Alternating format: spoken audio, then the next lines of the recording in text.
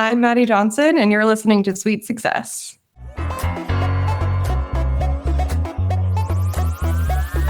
You've just checked in to Sweet Success. Join me, Katie Cline, for exclusive conversations with hotel executives, hospitality leaders, and industry innovators. Together, we'll uncover the strategies and techniques these masters of hospitality relentlessly refine. Whether you're already in the industry or just starting out, tune in every week to unlock the secret to your sweet success. Hello, everyone, and welcome back to another episode of Sweet Success. I'm your host, Katie Cline, and today I'm excited to welcome Madi Johnson to the show. Madi is a short-term rental investor and entrepreneur known for transforming historic homes in upstate New York into impeccably designed guest-centric retreats. She's also the co-founder of the Short-Term Rental Book Club, a community for hospitality entrepreneurs to learn, connect, and grow, of which I am an active and enthusiastic member thereof. Madi's impressive portfolio includes a charming 5-room inn and a collection of distinctive single-family homes, all thoughtfully designed to honor their history while providing contemporary comfort. Her passion for hospitality shines through in every detail, from sourcing unique antiques to investing in top-notch amenities that elevate the guest experience. Madi, thank you so much for being here today. Thank you for having me. I'm so excited. You currently own 2 short-term rental properties in upstate New York, the Pearson House and the Upstate River House. You have 1 more under renovation, 2 more under contract, and of course the 5-room inn that I mentioned in the introduction, which is currently being renovated. So let's first talk about the Pearson House. This was your first short-term rental. How did you know that this was the perfect project to begin with, or even have the confidence to jump into the short-term rental world? Yeah, so this was our first short-term rental that we had investors on. So before that, we got into hospitality or the short-term rental industry about 5 years ago through rental arbitrage.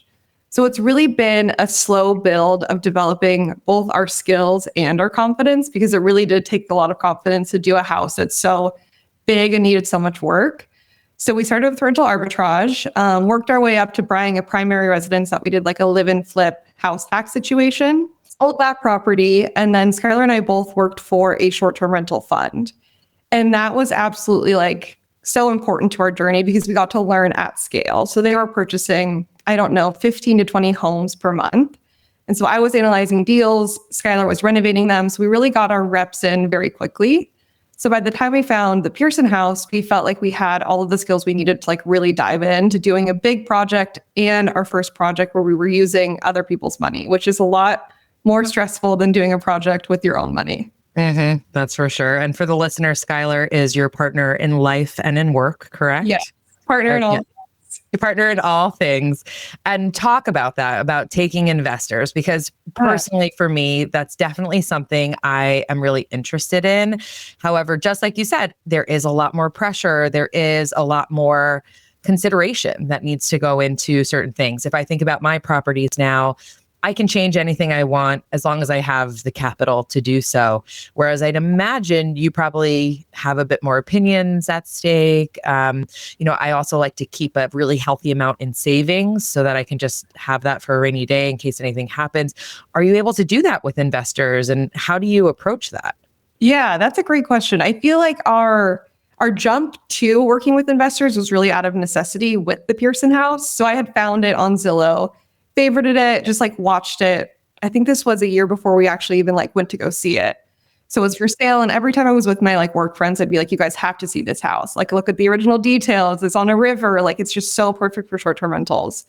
But maybe not obviously, but I had no money. So I was like, I can only buy this thing if I jump into the world of like raising capital. And so I watched it for a year and eventually just decided like, this house is so perfect. It's so special. I feel so like emotionally attached to it, which I know some people say that that's a bad thing, but for me, I've always like trusted my gut and followed my gut, and it's always worked out. So when I realized that like, I'm never going to get this house unless something changes, unless I do something and take some action. So we got it under contract, and then our backs were kind of against the wall. Like, we made an offer on this house. We don't have the money for it. We need to find the money. So that's kind of like how we made that jump. And I think a lot of people think they need to find the investor and then find the property. But for us, it was kind of the opposite. Like before you have a property in front of you that you can show pictures of and generate like a renovation budget, it's hard to have those investor conversations. And to your question about like the maintenance, I think we're very careful about what investors we work with. And it's like a two-way interview. Like they're interviewing us to make sure we know what we're doing, and we're interviewing them to make sure that they're going to be good partners. Mm-hmm. And I think for us, me being like a very creative person, a good partner is someone who like isn't going to have an opinion on the couch or like the color of the walls or the type of wallpaper I use. And also someone who cares about hospitality. So like we care deeply about like the water heater and the boilers and like all of the things that make us stay comfortable, not just aesthetic. And so we knew we needed partners who would like be okay with upgrading heating systems. And if anything breaks or if anything needs to be upgraded, they're not going to have an issue with that. And they understand why that's super important. Yeah. And I want to go back to what you talked about, how the property itself sat on the market for a year, or at least over a year, because you went to see it after a year. I think sometimes the misconceptions when a property sits is that something's wrong with it, right? Mm-hmm. What was the case with this one? Because I know from our conversations that house is performing very well. So why do you think nobody else saw the promise that this property held? Yeah, I think one of the biggest reasons is it didn't pencil like on AirDNA. Like in upstate New York, and I'm sure in a lot of other rural markets, AirDNA isn't like the Bible. Like you can't make your decisions based off of it. And so I think if you were a short-term rental investor like we were, and you plugged this address into AirDNA, you'd be like, absolutely not. Like this is not going to pencil, because there were no comps to like really support it. I think that's one reason. And then from like the primary residence side, it's huge. It's 4,300 square feet. It costs an arm and a leg to heat in the winter.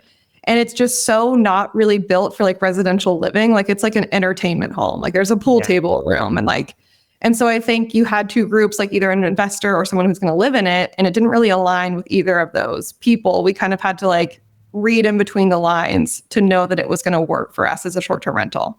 Right. And how did you do that? I mean, obviously you had some experience doing the flips and rental arbitrage before.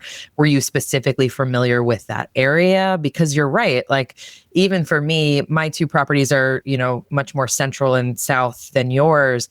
But I kind of do treat AirDNA like the Bible. And actually, there's a property I've had my eye on in a market I know nothing about that does not have any kind of tourism around it. But I just really love the house and kind of have an emotional attachment to it like you do. And I like the price as well. And AirDNA is actually telling me it would do very, very well. And part of me is like, would that be a silly decision to buy an entire property in a place I know nothing about? Whereas my other two properties, I knew the areas and I knew kind of the tourism infrastructure and whatnot, and using that as the Bible, if you will. So it's really interesting to hear you say the opposite, where sometimes it can say it's going to make so little and then you're doing so much better than projected.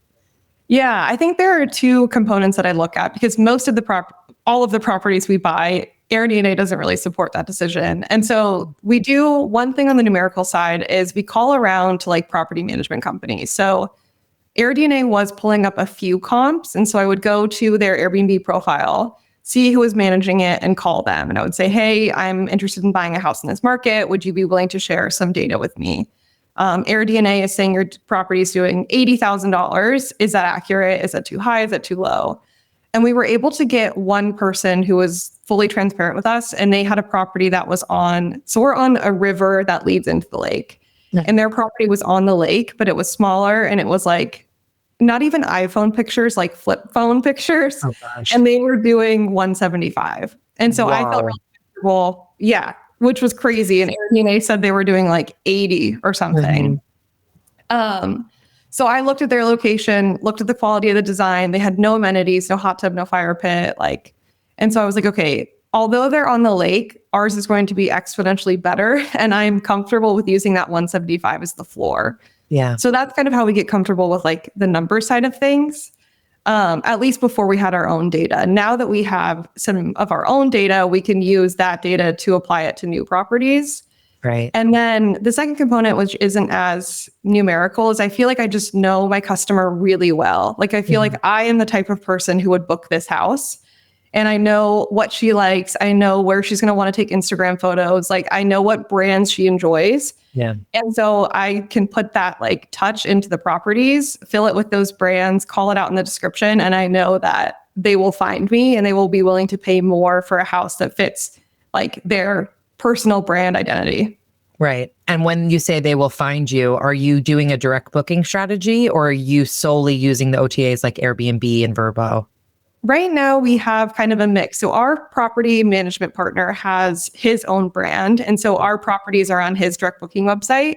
And then we have our properties also on like Airbnb, Vrbo, Marriott Homes and Villas, all of those things. Wow. We definitely want our own direct booking website, but we're in like the deep thick of like getting these properties up and running. And so I think we need to like right now, that's our number one. And then number two will be kind of going back and making sure the website's beautiful, working on our brand identity and really starting to like market the properties as a group of properties. Yeah, that's a whole digital build, if you will, where you're right now in the physical building world. Exactly. So. Exactly.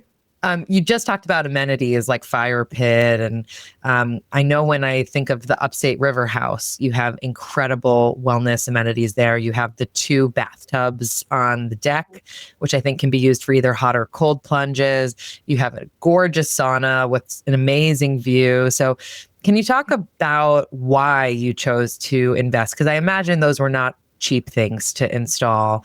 And like, are you seeing the ROI on that? Yeah, I think we call it like the wellness deck at the River House. So it has like the big deck, the hot tub, the fire pit, sauna, outdoor shower, bathtubs, and like a little ice maker. I think it was about $60,000 for that whole build out, which was also with like our friends and family contractor discounts. Right.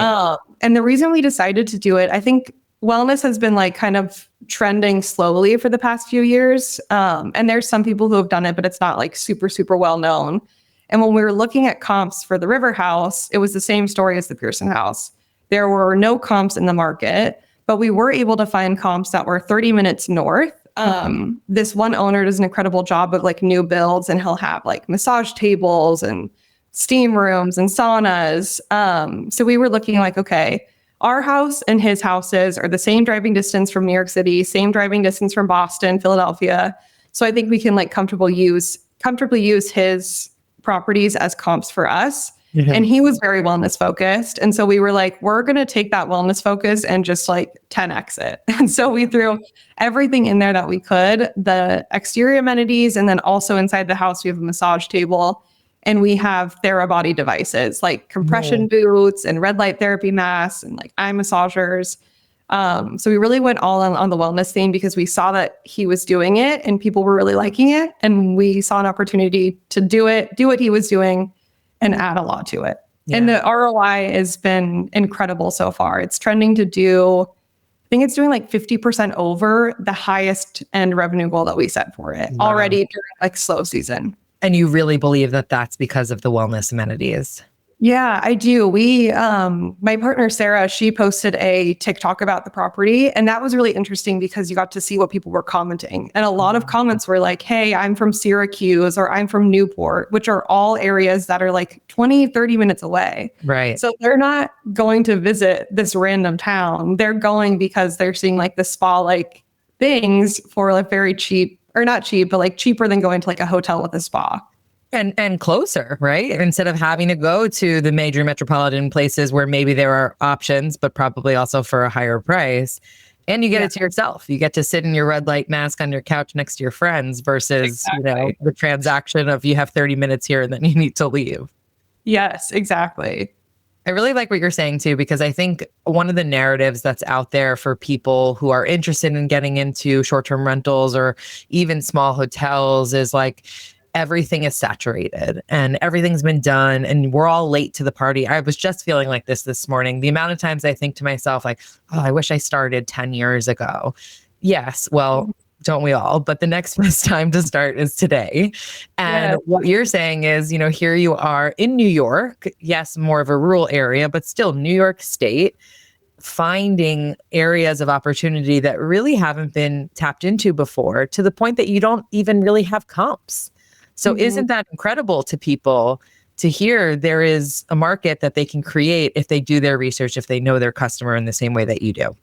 Yeah, just because there isn't a good property there yet doesn't mean that it doesn't need a good property. And I think that's what we've learned like time and time again now. Absolutely. I felt that way with Lake George, our first short-term rental there, where that is a really tried and true vacation rental market.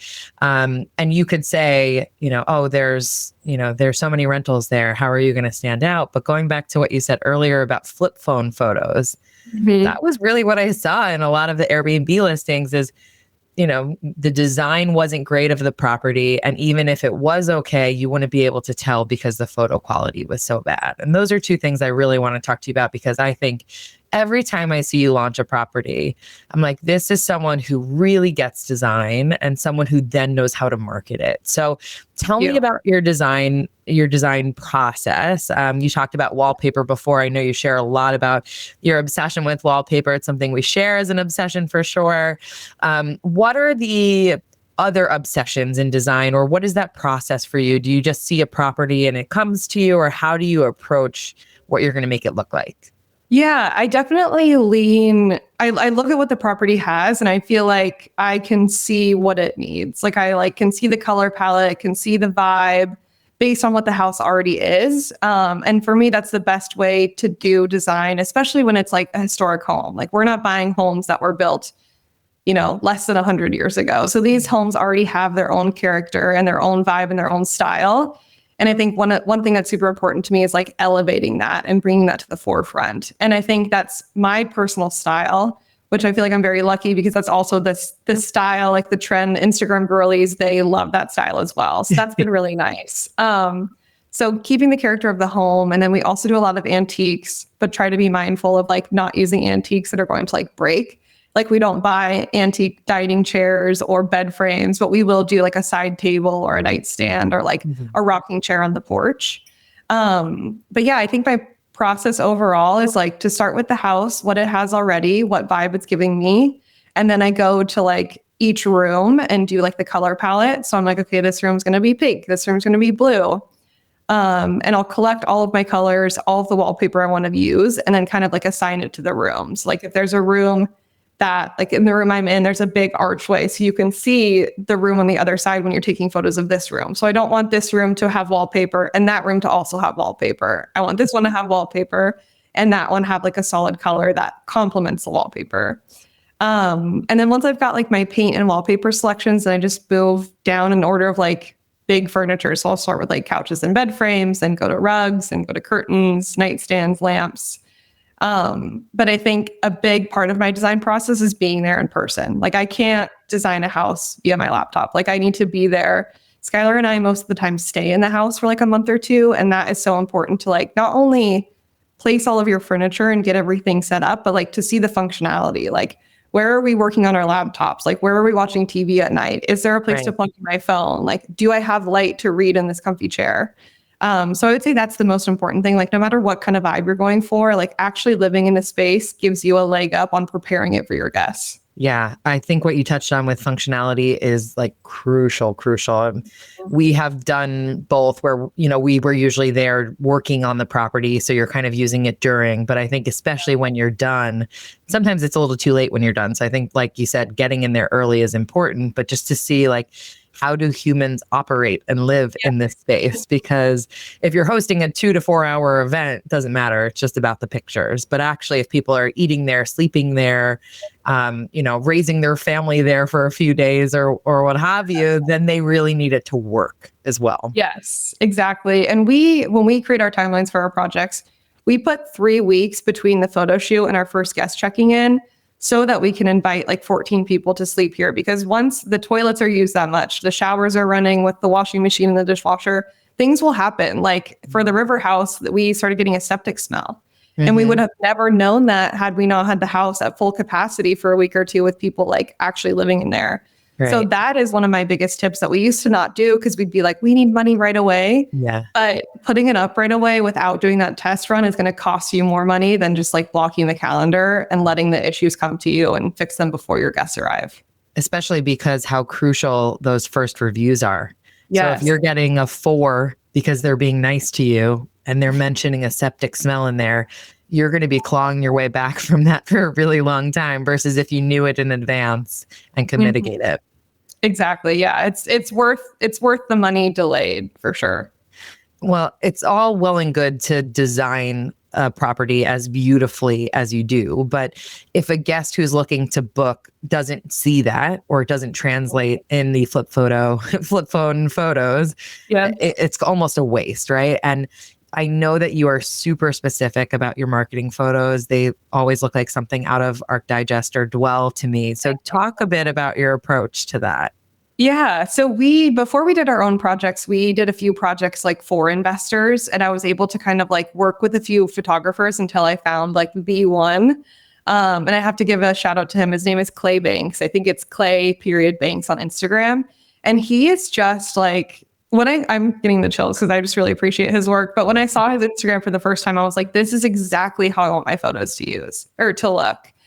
And so the first time we had him come, I was expecting like the normal photo shoot. Like he comes in, I walk out, I leave everything as it is, and he just like walks around and shoots. But like literally every frame we were styling together. So like he'd set up his camera, we'd look at it, he'd be like, do you have any lemons? Do you have a cutting board? Do you have a glass of water? And like we stage every single photo. And I think that's why the photos have this like very editorial vibe, because it looks like people were just there, we had them leave, and then we took the shot. And I feel like he's taught me a lot about that. So the first one, I would just kind of like his run around, like he would ask me for props. I'd bring them in. He'd be like a little bit to the left, a little bit to the right. Do you have a dish towel? And now that we're on like our third photo shoot together, that's kind of like a group process. I'm like, oh, what if we get the playing cards out? Or like, what if we put the puzzle halfway done?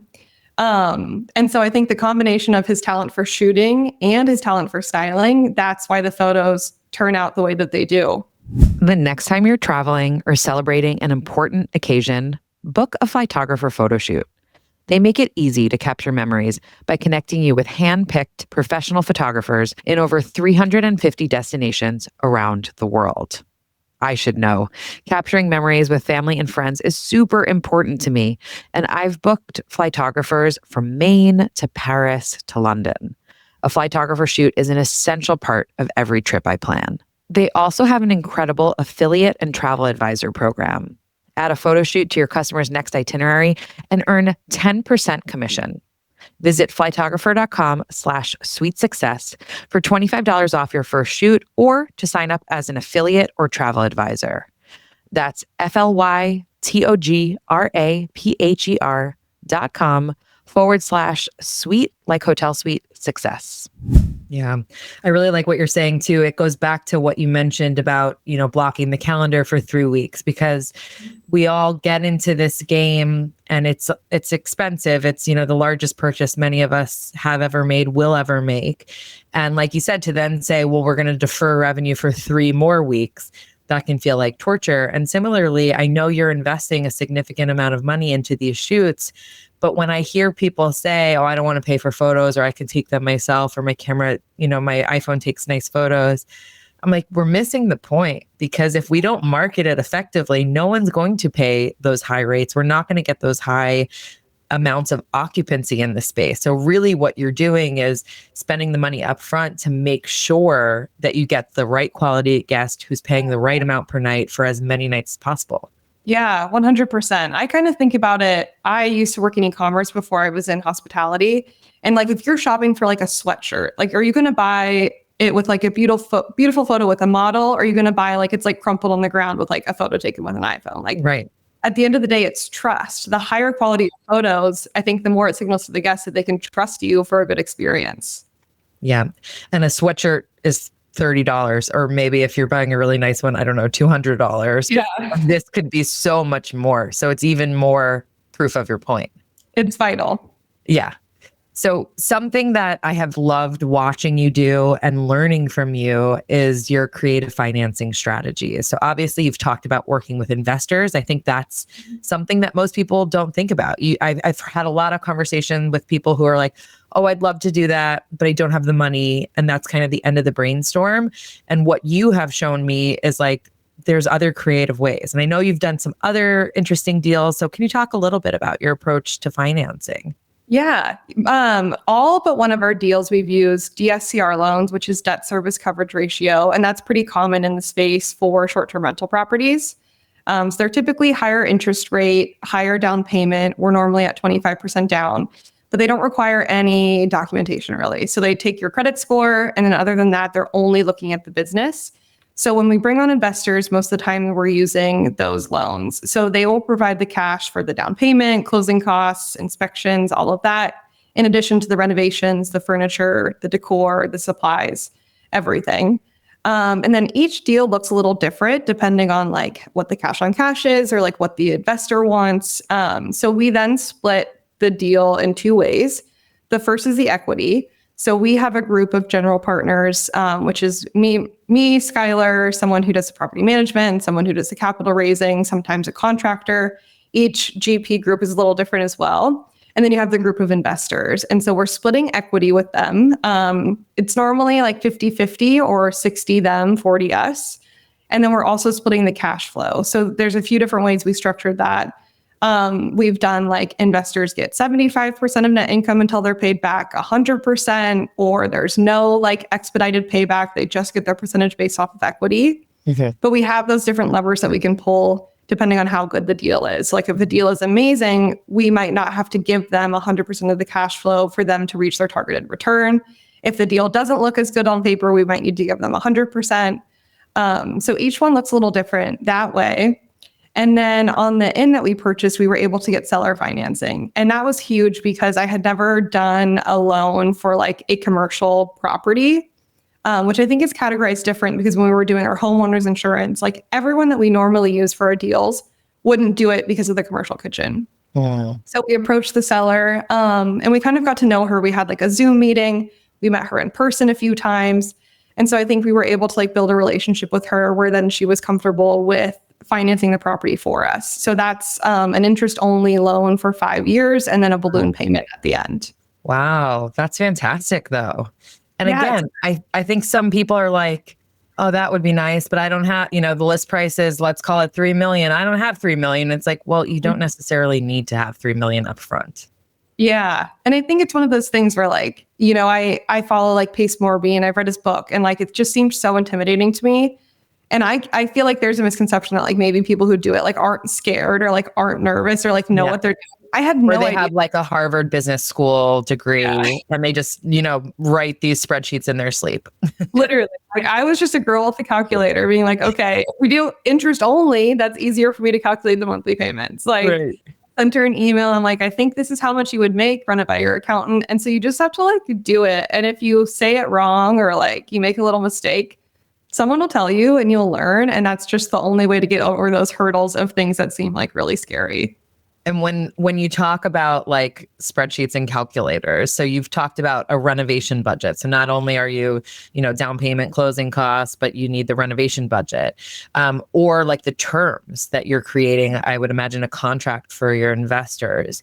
How did you approach creating these spreadsheets, these contracts, which I imagine now you've done a bunch of deals. So it's kind of rinse and repeat and kind of, fix certain things depending on that specific example or property or investor. But how did you even know how to build that in the first place? Yeah, we were really lucky to have worked with this short-term rental fund because I think I was there for a year, but it was like real estate college. So it was like we were doing short-term rentals on our own in our own little bubble. And we learned that there's a way that it's done. Like there's like a right way to do a short-term rental spreadsheet. There's like a right way, a right loan that you need to have. And so through that education, we then were able to bring those skills into our own work that we do. So when people ask me like how I learned, that's my answer. And that's not available to everyone. And so I would say the biggest thing is like signing up for a mentorship program with someone who does that, because they'll hand you the spreadsheet. They'll give you the operating agreement contract. Like they'll give you everything that they have. And that's oftentimes all you need to generate your own form. And that's what happened to us. We had a friend who had raised capital once. And she was like, I'll just send you our operating agreement. And like, if you like it, you can use that one. Right. And I was like, okay, send it to me. And that's what we did. And then, like you said, with each deal that changes a little bit, like we get new feedback from the investors' attorneys. And it's just kind of like an evolving document. Yeah, I will say that is one of my favorite things about the hospitality industry in general, whether we're talking hotels or short-term rentals. I do feel like there is a very collaborative spirit. I mean, even meeting you, I met you from becoming a subscriber to Short-Term Rental Book Club. And then, hopping on the phone with you, meeting for breakfast and getting to hear how you approach these things. It's like a door opened in my brain of like, wait, there are other options. There are other ways. And like Madi can show me. So I agree with you. I think whether it's having a job where you're seeing it firsthand or a mentorship or paying for someone to help or whatever it might be, giving yourself that opportunity to see other ways to be done. And I think one of the ways that you've done it so well is, as you mentioned, you have this incredible partnership team. So you have yourself who really focuses on design, Skylar who really focuses on the kind of construction and build. You have another partner who finds the investors for the projects, and another who operates the property once it's live, sets up your listing, manages the guest communication. So how did you guys find each other? And then now that you've done so many deals together, what do you think is that secret sauce that means that you guys are great partners for each other? Yeah. So we all work together at the short-term rental fund. So Skylar and I started posting about rental arbitrage, which is kind of funny now because we don't do any of it anymore, back in 2019. And we met like people online who were also posting about that. So we had kind of known Sarah from the Carwells is our partner who has done our investor relations up to this point. So we had known her online, and then we started working for the short-term rental fund, and she was also working there doing social media. We went from work colleagues to friends, and then we started traveling together and just really formed like a friendship with Sarah and her husband.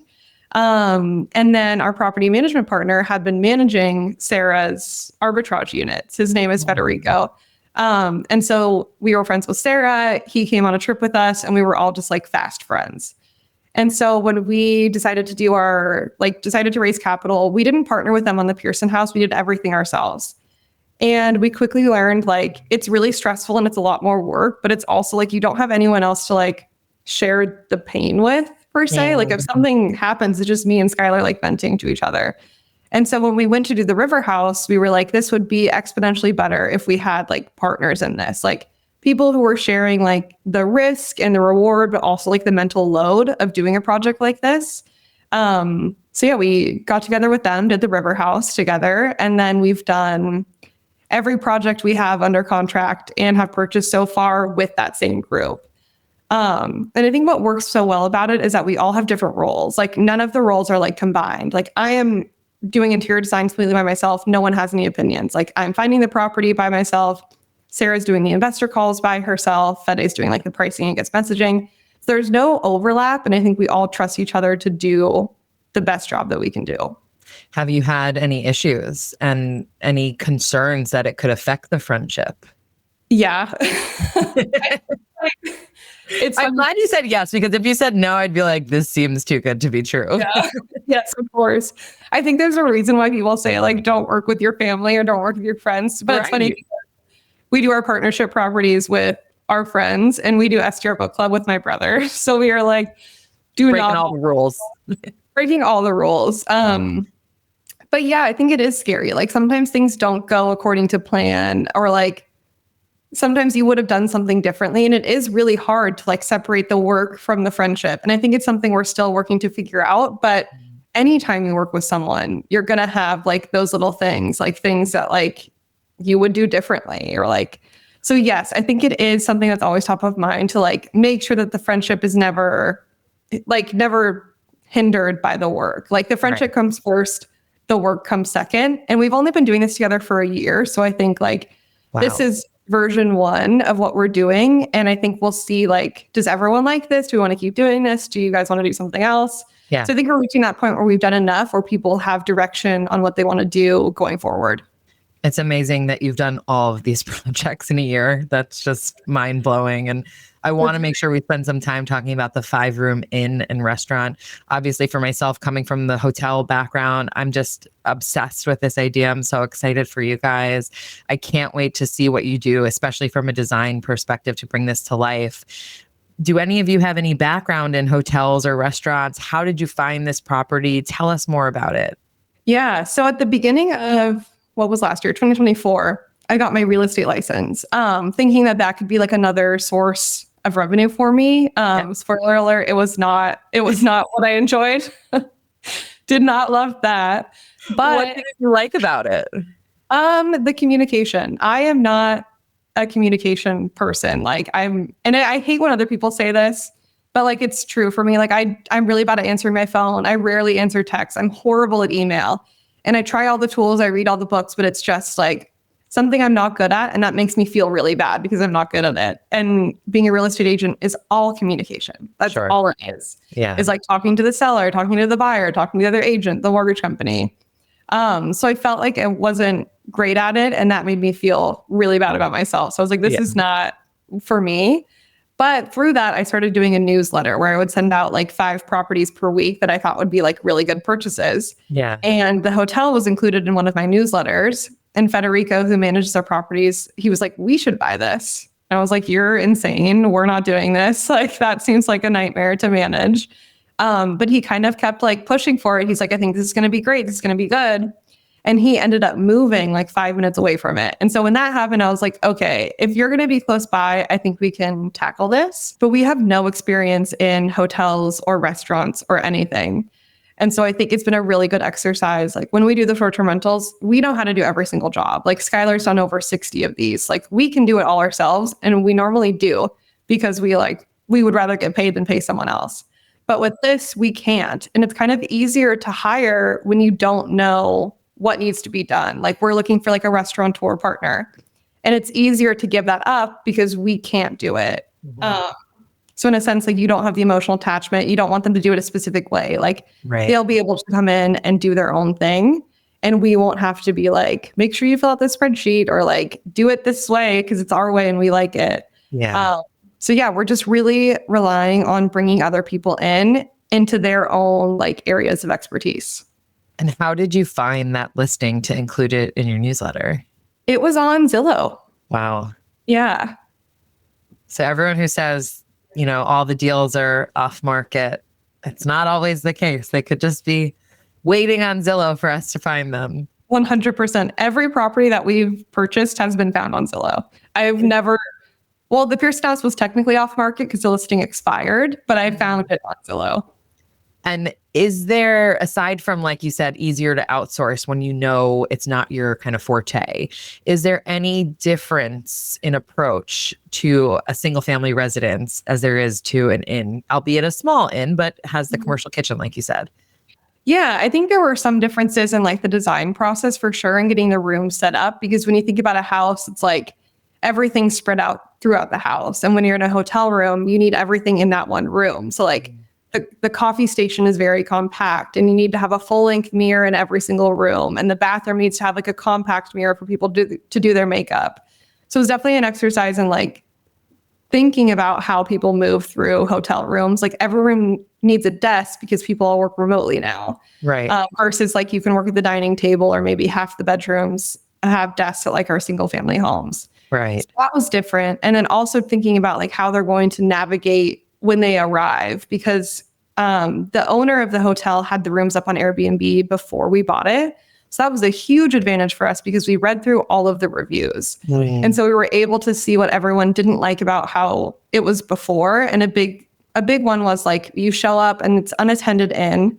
When there's only 5 rooms, we can't afford to have someone like sitting at the front desk. And so we need to make sure they know where to go and know for a matter of fact that they're walking into the right room. Right. And like, what if they run into each other in the hallway, or like, how are they going to use the common space together? So I think there's a lot more considerations that go into a hotel and like the setup process than there is for the short-term rentals. I want to switch gears and talk a bit about the STR Book Club. I am very proud to be an early member. I think you were on maybe month 2 or 3 when I found you guys and joined. Yeah. And honestly, Maddie, my first thought when I joined was, this is a brilliant business idea. And why didn't I think of it myself? So kudos to you guys. Tell me like a bit about the origin story behind it and maybe what the future holds for STR Book Club. Yeah. So I've always been a reader. I've loved reading mainly like fiction books, but also I love like a good nonfiction read. And I started posting about it on Instagram. So I had seen online that like the best way to approach social media is to have like one thing you do consistently every day. And I was like, okay, I read every morning. It'll take me like 5 minutes to take a picture of the page that I'm on with like a little blurb about what I'm reading. And I started doing that, and that was a easy way for me to show up on social media every day. Like I didn't need to have my hair done or makeup done or like be in a cute outfit or anything. And then I started just getting people like responding to the story saying like, oh, what book is this? Or like, what book are you going to read next? So from there, I started doing like giveaways. So I would have people give me their email addresses and I would gift them the next book I was going to read before I started reading it. And then eventually everyone was just like, you should start a book club. You should start a book club. And I was like, I think that's something that I would love doing. And so we kind of just thought about it from there. Like, how would we do a book club where no one lives in the same town? Like we can't like all get together and meet up. Right. And how can we also like make a little money off of it? Because we have no time. And so if we're going to do something, it has to be delivering some type of value to our life. Yeah. So that we can focus on it. And so we thought of like having it be a subscription model. So instead of us telling everyone what the book is, we either like mail them a book or email them an audiobook or a Kindle version. And then we have a monthly sponsor who will pay us to come on the meeting and share a little bit about themselves. And so that's kind of been how we've been able to monetize book club. And it's not profitable yet by any stretch of the imagination, but I think that it'll get there, and we're still really early in doing it. It's amazing the community that you've built. And I genuinely mean this too. I'm not able to join all of the monthly Zooms, but the ones that I have, like the people that you meet, the conversations that you get to have, and you're not picking specifically real estate books, sometimes maybe, but a lot of them are kind of mindset or business or broader strategy. And I just feel like it's such a good reminder for me personally to like read and kind of continue to educate myself, and then to get to be around people who also operate short-term rentals, who are also really interested in hospitality, and get to talk about a book that we read together. It's so fun. It's amazing. Yeah. I feel like every time we have the book club calls, so we have like our big group where we'll have like a speaker come and speak, and then we do like the small breakout rooms with like 4 to 6 people. And every time I come off of those breakout rooms, I'm like, oh my gosh, how crazy is that I just met like 4, 5 new people that I clicked with immediately, where I was able to like vent about my problems. They know exactly what I'm talking about. And so I thought it would be all about reading, but for me, it's like the feeling of community is so special. I love it. I was listening to a podcast recently, and the speaker who was being interviewed was talking about how the world as we knew it was really formed around geographies and national pride and whatnot. And now we live in this digital age where the place that you live is less important, aside from if you're owning and operating a 5-room inn. Yes, it is nice to be within driving distance, of course. But I think that's really what you've done so well with STR Book Club is now I have met and have relationships with people all over the country and, quite frankly, world, right, who are united around a single topic. And it's very much the way that the world is actually moving. Yeah, it definitely is. Because I know I always listen to like podcasts about real estate, and the number one thing you hear is like, it's so lonely. Like when you first decide to do this, it's very lonely because your existing friend group doesn't know what it's like, or like doesn't know what you're going through. And so I think for me to be able to give people a space where like it's not lonely anymore, and like not only do these people like what you like, but they just like inherently know your problems and your fears and all of that. I feel like we're really lucky to have such an incredible group of people. It's a lot of what you said earlier about the reason that you and Skylar took on like not even investor partners, but like your partnership core group that you have to be able to share learnings and pain points and get to learn from each other. And kind of like what I said earlier, like for me, getting to learn from you and then thinking about, okay, how do I approach my business differently? All of a sudden it makes it all seem possible, as opposed to, like you said, when you're in rooms where people aren't doing, hospitality, hotels, short-term rentals, you might feel a little crazy sometimes. At least I know I do. Yeah, same. And it's been really rewarding because I think when we feel that loneliness and like that craziness, it's like, oh my gosh, I'm the only one that feels this way. Yes. And then you get in these breakout rooms and it's like, oh, my problems are not unique to me. Like they are shared amongst this entire group. And it's not, I'm doing something wrong. It is, this is the kind of pain point that comes with the category. And here are ways to make it better or to deal with it. Yes, 100%. I feel that feeling a lot. I don't know if I've ever thought about it that way, but I always feel like I'm doing things wrong or like, this is because of me. and going on there and being like, hey, have you guys ever had this happen with like a loan or like a mortgage? And people being like, oh yeah, every closing is a nightmare. And I'm like, oh, I thought it was me that was making things a nightmare. So it's just very like, it's a good little like community building and also like a mini therapy session. Yes, absolutely. So you guys have already done so much. I mean, just the amount of projects in the last year alone is bewildering. What's next for you? More properties? Is there a magic number? More book club growth? What are you focused on? I think this year we're focused on still adding to our portfolio. I love what we're doing. Like, I don't love the acquisitions and like the mortgage process and the legal stuff as much as I love the design. But I feel like with every property we do, I'm still learning something new on the acquisitions front and on the design front. And I feel like I'm getting better and better at what we're doing. And that's very encouraging because for so long, I felt like I was just like riding the struggle bus. Like for like a year and a half to 2 years, I just felt like everything was hard. Everything was an issue. And I finally reached this like downhill where I'm like learning and I can see the progress and I can feel how much better I'm becoming. And that's really encouraging to keep doing the same thing. Like, I don't know if I want to make any major changes until we're like, okay, we've nailed this portion. Let's move on to the next. Yeah. But I think after we're done in this like heavy like construction acquisition phase, I do want to focus a lot on branding and marketing because that was my background before this. And I just think that would be really rewarding to like have a brand that people love and to be able to offer people like a very consistent and comfortable vacation, no matter what property of ours they're staying at. Yeah. It's interesting what you're talking about with progress. And I feel like we're our own worst enemy is when it comes to not recognizing it. And for me, from the outside, if I look at the Pearson house versus the Upstate River house, I can see not that design got better because I think design was flawless from the beginning, but then you really dove into putting in wellness amenities and really using that as a test and learn. So you can almost see from the outside, wow, so much progress made in one deal. Could you imagine by the time that you're done with all 6 that are currently in the works? So good reminder to everyone listening to celebrate your progress and the wins along the way. Absolutely. And if you feel like you're on the struggle bus now, I remember I posted a video about that. And someone was saying, if you don't feel that way, you're not learning and you're not growing. So it's like, it's a good thing to feel like things are really hard. Yeah. Do you have any predictions for the future of short-term rentals, hospitality, hotels? Yeah, I think my prediction kind of aligns in the direction that we want to go in. Like, again, going back to e-commerce, you've seen like a huge decentralization in how people shop. So like people used to shop at like department stores, and then it went to stores like Sephora and Ulta, and now you're buying products directly from the brand. And I think the same thing will happen in travel. Like there's like Marriott and Hilton, and now we've gotten a little bit more separation with like boutique hotels. And so I think eventually it will be like on the brand level for like having loyalty for smaller brands and having like love for a brand that you like may have stayed in. And so I think it'll be really important to nail down like who we are as a brand, what we offer in our properties, and make sure that's super consistent and like extends out of just like staying with us, because I think that's the direction that people are going to start like traveling in.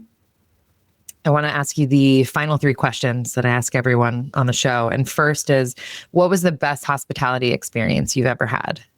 My favorite hospitality experience ever has been at a hotel in upstate New York called the Inns of Aurora. It's in Aurora, New York, and it's like a collection of historic homes. So it's like an old school, an old library, the old post office.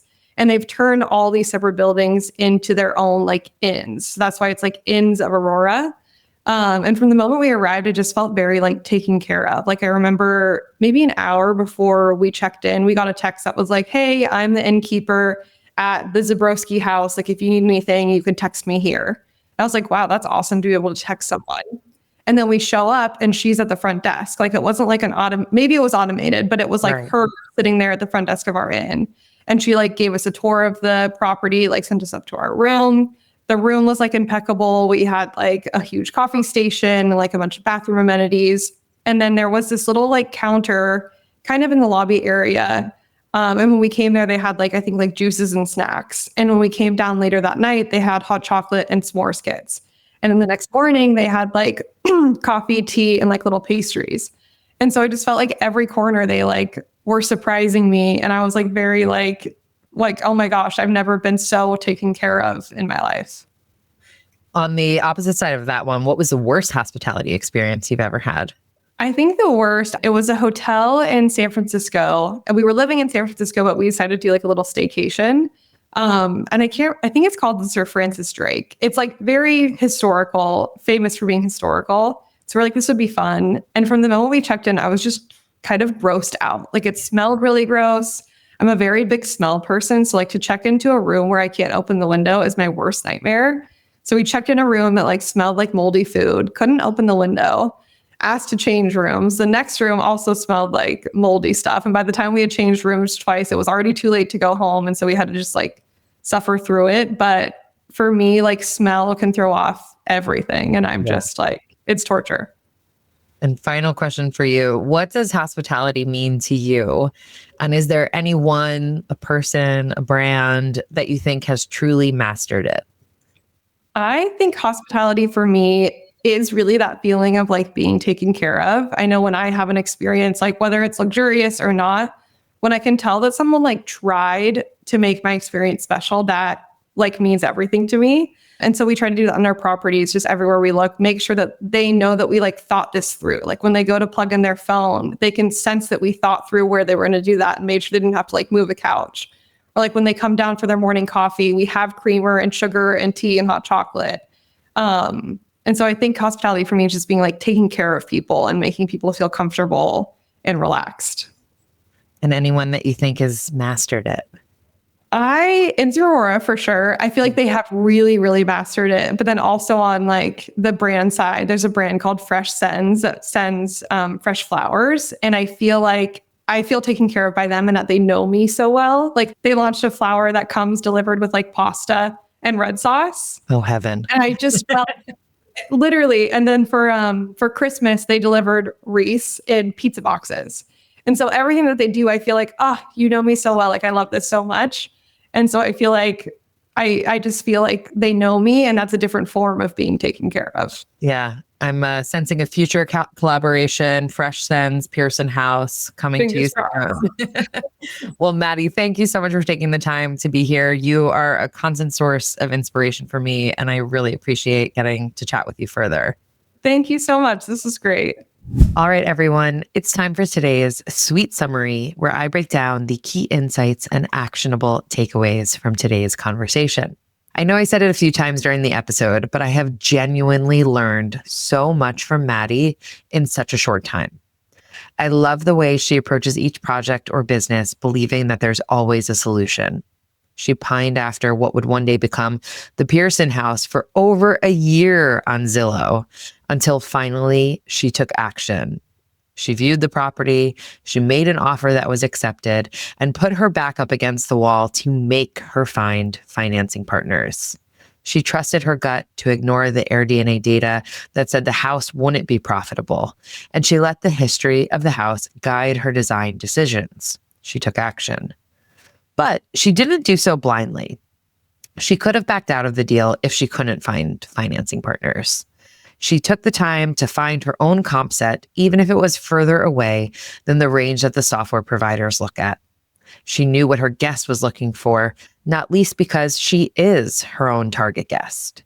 And she let her emotional attachment to the property fuel her decisions rather than hindering them. Like Madi said, emotional attachment doesn't have to be a bad thing, especially if it's calculated.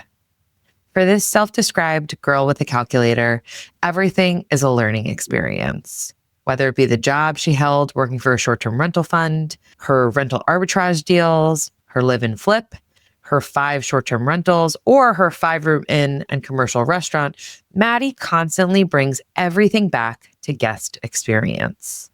It comes through in everything she does, particularly her approach to design. First, start with the house and make sure to keep and celebrate the existing character. Second, decide the color palette of every room. Third, decide on the big furniture pieces first and work your way down size-wise. And last, be there in person to really test the functionality. Because at the end of the day, your property can look absolutely perfect, but if it doesn't work for the guests, then that's not true success. Guest experience is the heart of it all, and Madi's story is a masterclass in how to approach every detail with intention and purpose. And that concludes another episode of Sweet Success. If you enjoyed today's conversation, please subscribe, rate, and review the show. We all know how important those 5-star reviews are. I also want to say a massive thank you to each and every one of you for tuning in. It means the absolute world to me. And I'd love to hear from you. If you have ideas for future guests, new topics to cover, or even just want to say hi, don't be shy. Message me through our website, sweetsuccesspodcast.com, or on social media at Sweet Success Podcast. That's sweet like hotel suite. Once again, I'm your host, Katie Cline, and I'm super excited to see you all next week.